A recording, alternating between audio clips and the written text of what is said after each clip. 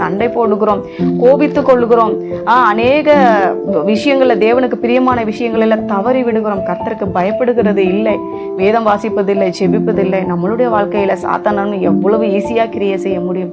அவன் கொல்லவும் அழிக்கவும் தான் வருகிறான். ஆனால் தேவனோ அவைகளுக்கு ஜீவன் உண்டாயிருக்கவும் அது பரிபூரணப்படவும் வந்த தேவனா இருக்கிறார்.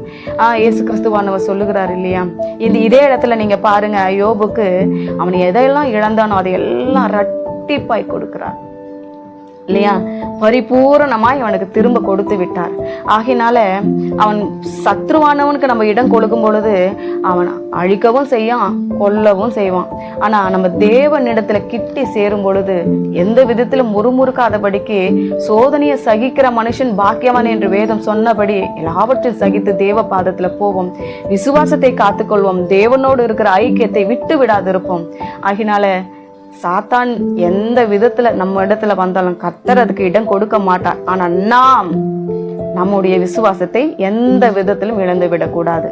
சாத்தானானவனுடைய தன்மை இப்படிப்பட்டதான், நாம் அழிக்கிறவன் கொல்லுகிறவன். ஆனா நாம் அப்படிப்பட்டவர்கள். தேவன் பரிபூரணப்படுகிற தேவன், நம்மளை பரிபூர்ண